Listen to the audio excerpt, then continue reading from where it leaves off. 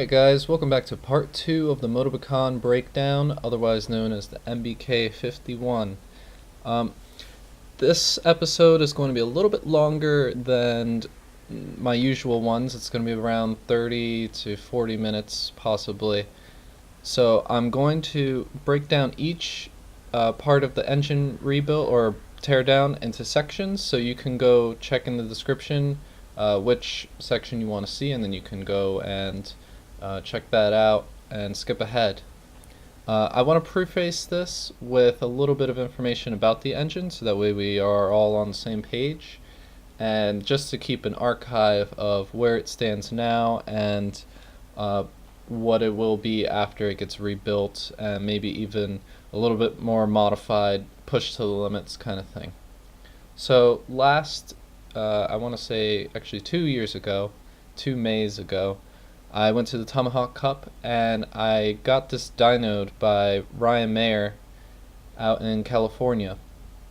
And his dyno said that at 12,500 RPMs I'm making 14.5 horsepower. So that's pretty nice for a 50cc. And this engine has gone through a little bit of modifications to increase its output at least.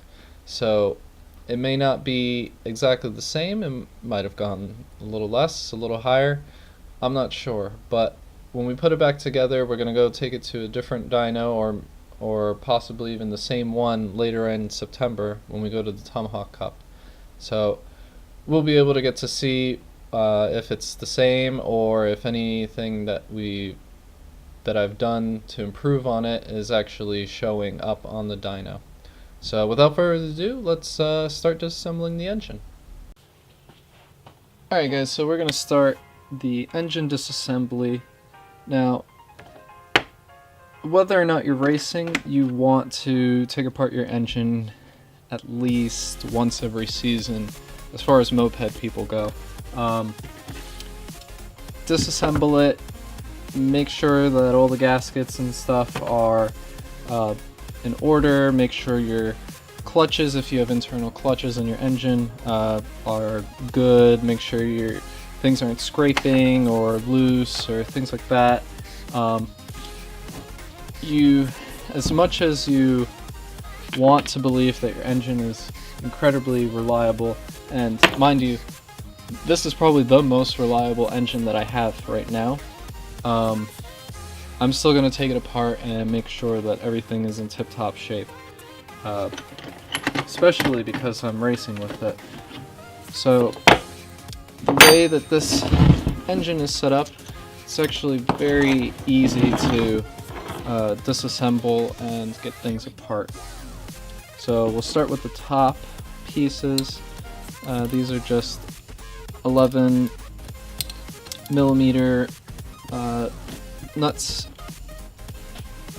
I forget what I torqued them down to, but I think it's like 12 foot-pounds, something like that.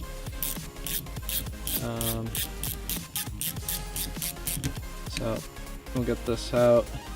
If these get stuck, feel free to use a little bit of heat.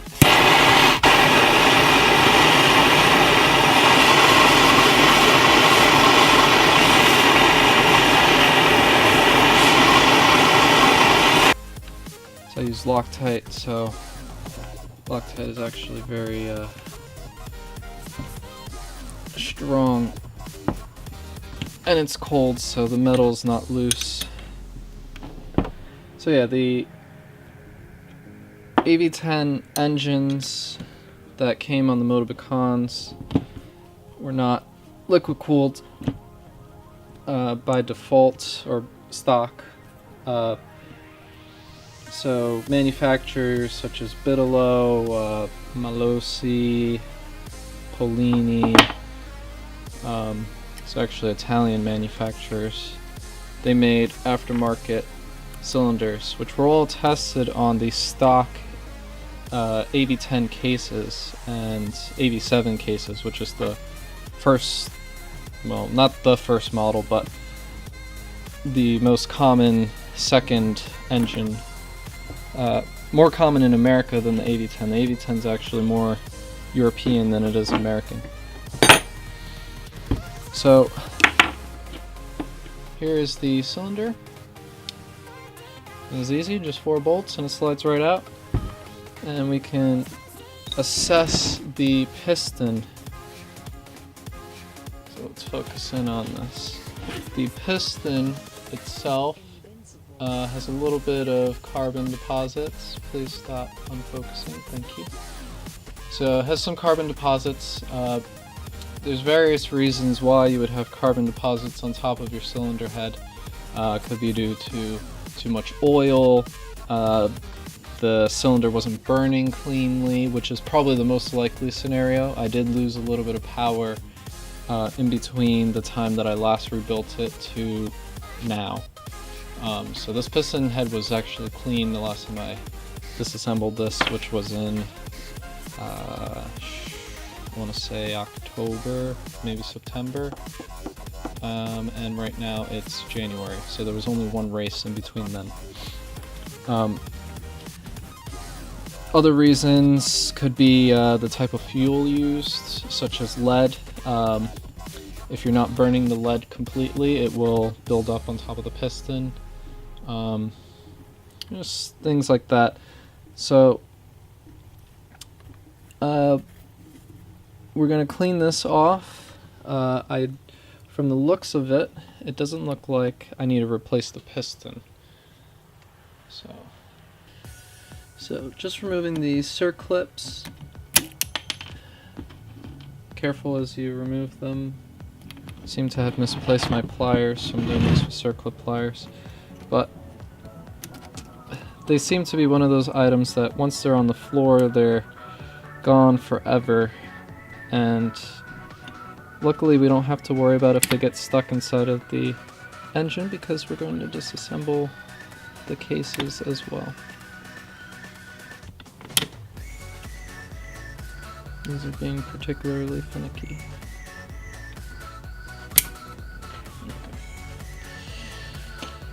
So, circlip pliers did the trick. And we can remove the piston rod. So, piston rod out, piston out, single ring piston.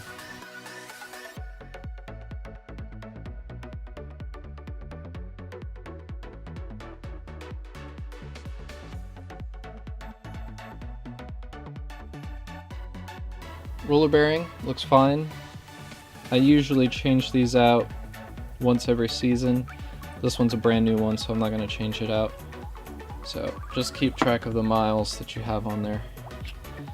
And the crankshaft,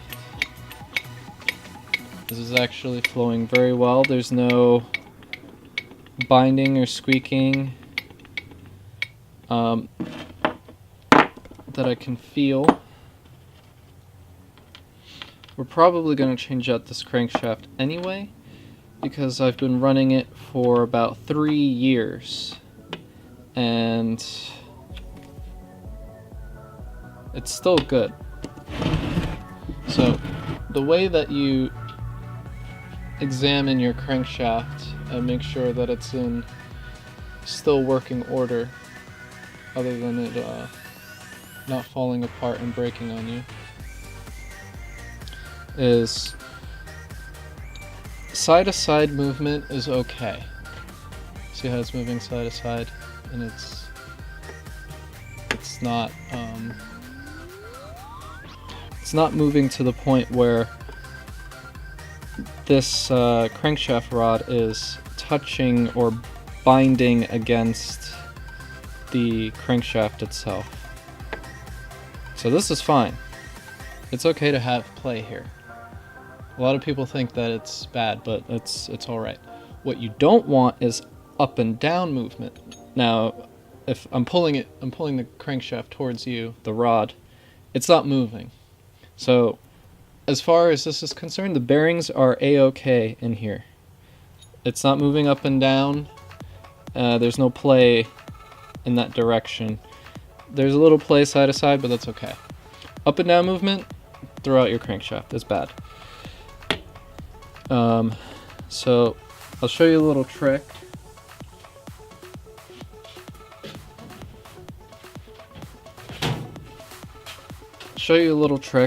To keep the crankshaft rod from hitting against your cases and just messing them up. You can tie zip ties here.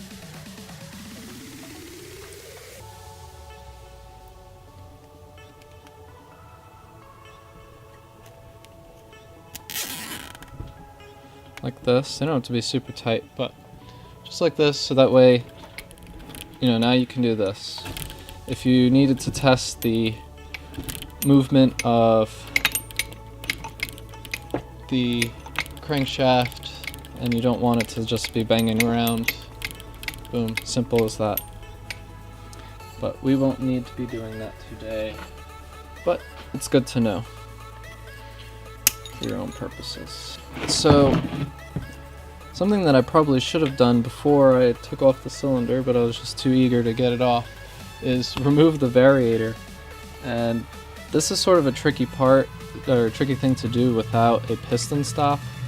So the piston stop would keep the crankshaft from moving, but it's also not good to use a piston stop because it puts stress on your bearings, especially if the bearing races are plastic. You don't want to break them, or even if they're metal, you don't want to bend them.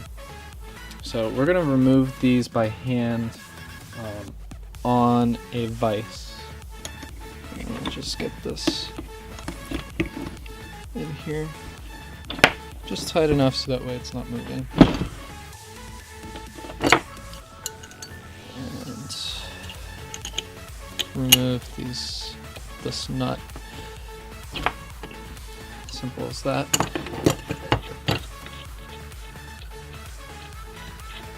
Unfortunately, with this variator, which is a bit of low variator, this outer nut here needs to be removed before you use the pulley to take it apart.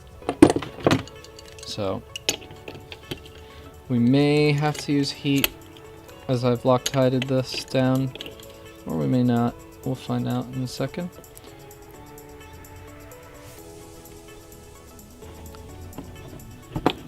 Yep, let's use some heat. Tighten this up so it doesn't move.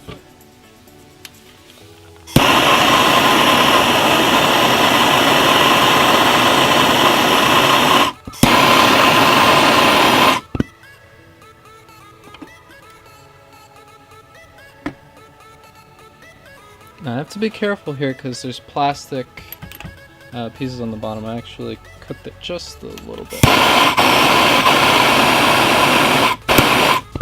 So just want enough heat so that way the nut can expand. And then I just loosen this up. I just did the old trick where put this in and you use a wrench to put some leverage, loosen it up. Now this is all out. I can remove this quite easily.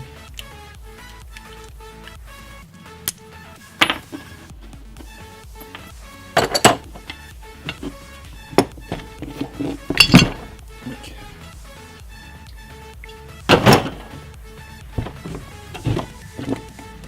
So with that out of the way,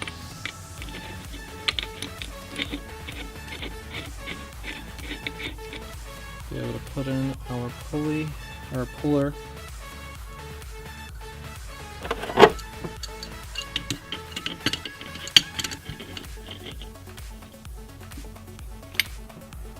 And get the variator out.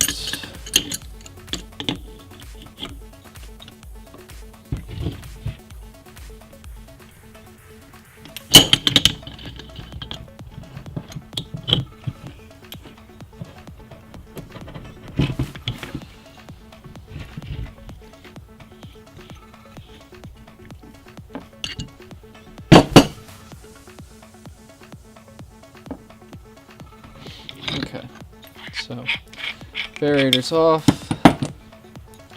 We will set the variator to the side for now and assess any damage to it. From the looks of it, it's all good.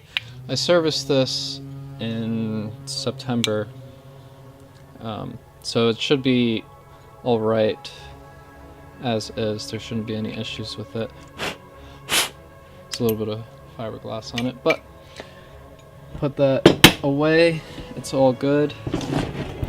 Now we can work on the CDI and lower engine spring. So let's actually remove the lower engine spring first, as it's kind of getting in the way of everything.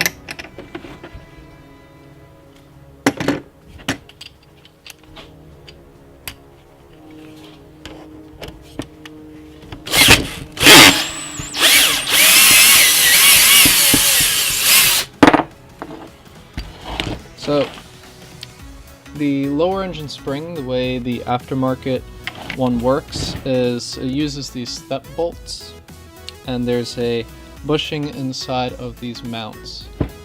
So let's focus in on that a little better. And the step bolt is 8 millimeters. On the thread, the shaft is 10. So this is 10 millimeters here. And I think this is around 22 millimeters depth. If you wanted to make your own, you can buy Peugeot swing arm bushings, and they're the exact size that you need for this. So if you just so happen to have a spring that you can use for this, you can make this mount using the Peugeot swing arm bushings. So let's remove the other side.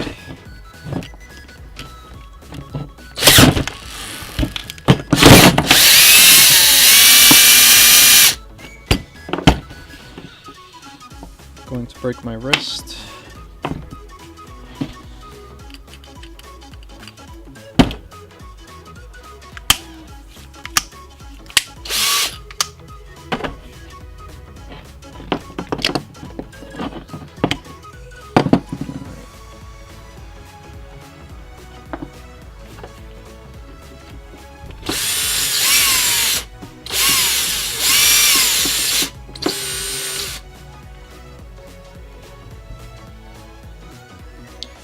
This step bolt has seen better days.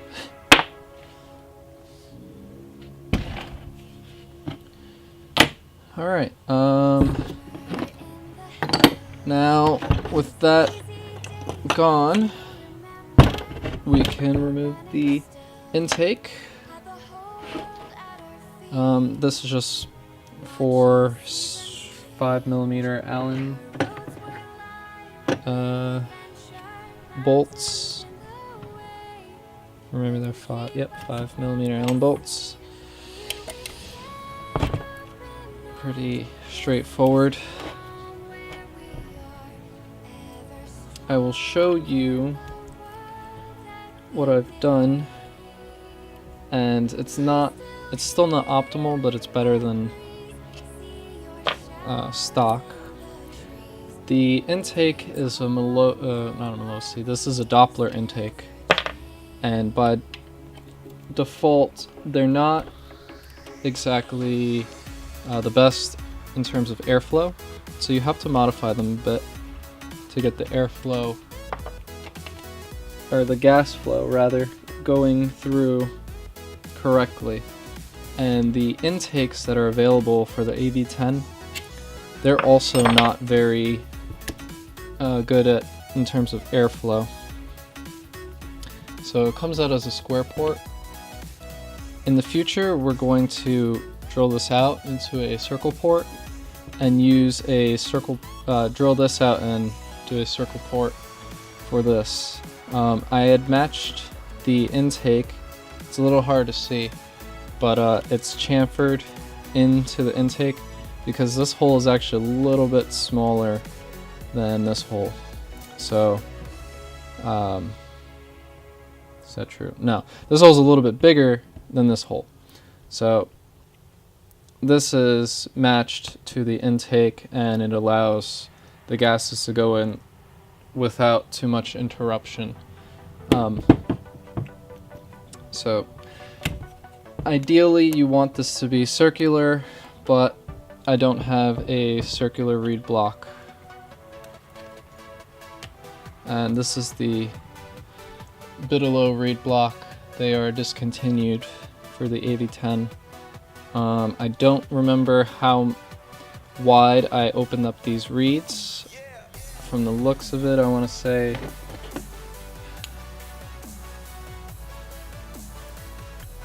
maybe 8 or 9 millimeters wide. So pretty wide, and this just lets the reed pedals open to their maximum capability, get more gases into the cylinder, or into the cases than going into the cylinder. So, examining the reed block and the reeds, everything looks good. There's no chipping or anything like that on the reed pedals. Bad reed pedals would be broken or chipped or cracked or show signs of chipping or cracking. These don't, so they're all good. Could probably still use them for another 2 seasons and they'll be okay. The tip of the reed block is rubberized, and that prevents slapping. When the reed pedals slap back, they don't bounce, and it's just a bit smoother. There's probably other reasons, but that's the most logical one. Let's see. The face of the intake, I face this down, so that way the surfaces of the reed block and the intake are all lined up just fine. I also face this down, so that way this made it up with the intake correctly. So just something that you probably want to consider when you're building your own AV10 engine, or any engine in general, is to make sure that all the surfaces are mated down and 100% flat. So we have the intake out of the way. Now we'll remove the CDI. This is a PVL ignition, if you're curious. They make them, Treats sells them with an adapter, which will allow you to bolt it up to a 16mm crankshaft, such as this one. But by stock, they bolt onto a 20mm crankshaft, much like for the Bigelow RS.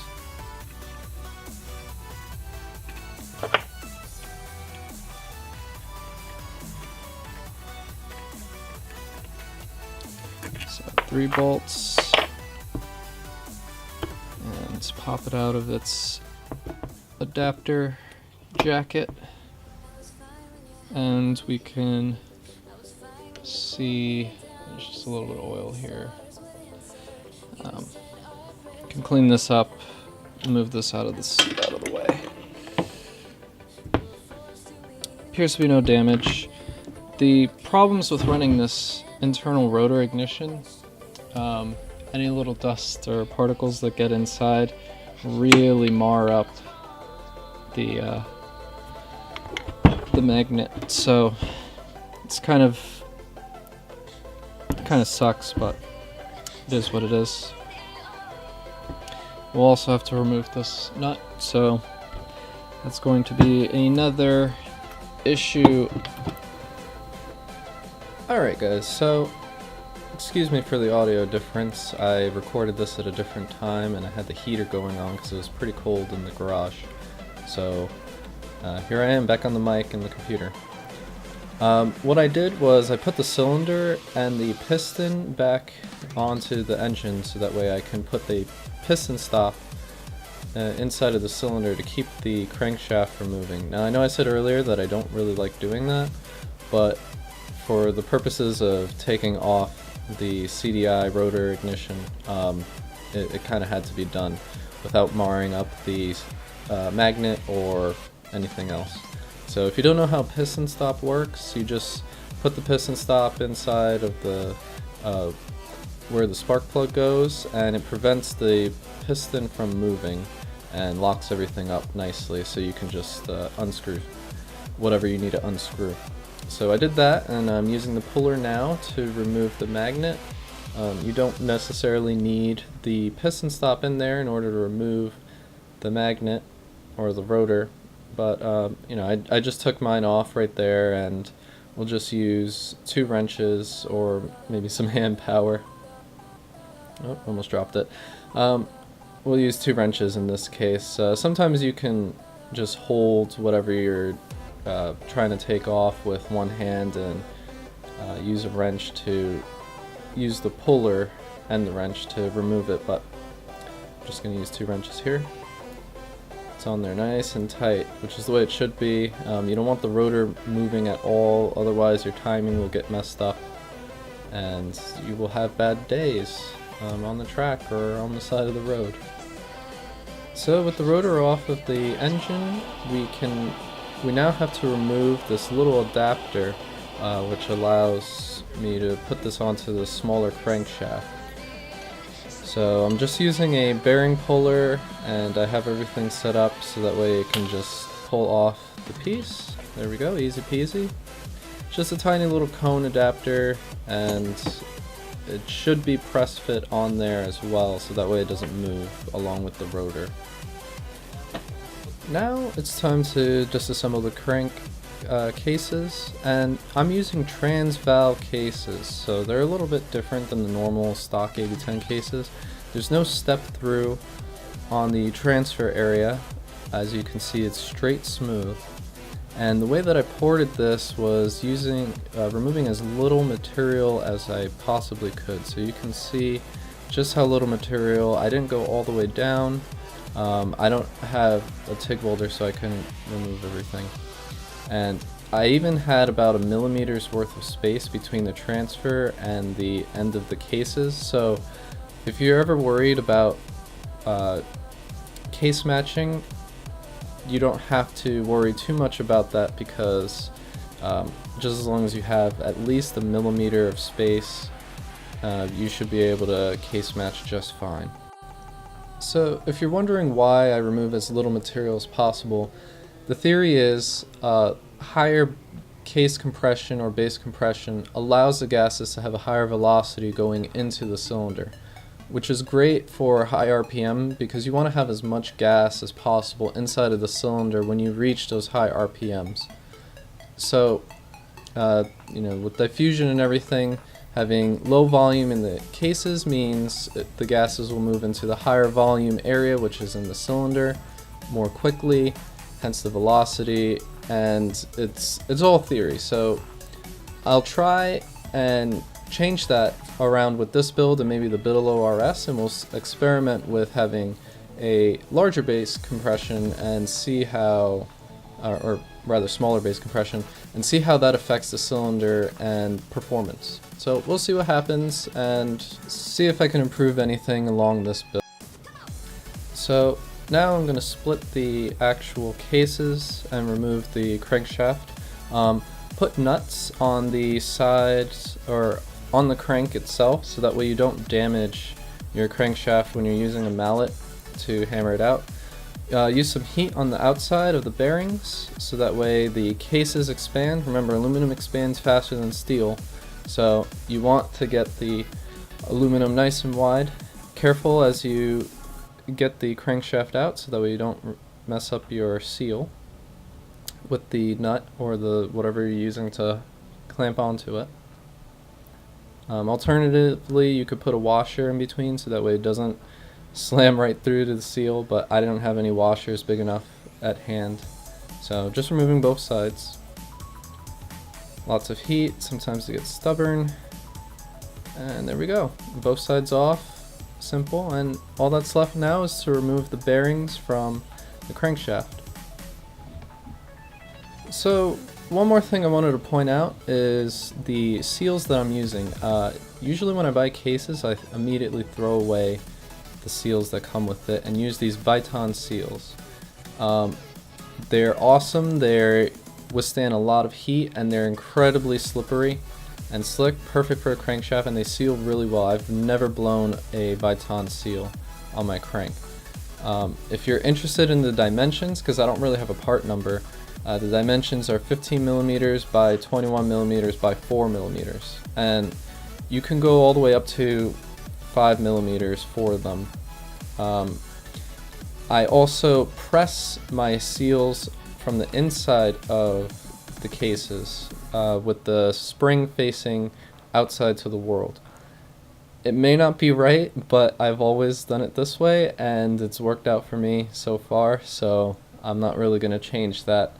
So I've done both ways, inside and outside, and there's really no difference, guys. So just as long as it's sealed up, it'll run perfectly fine.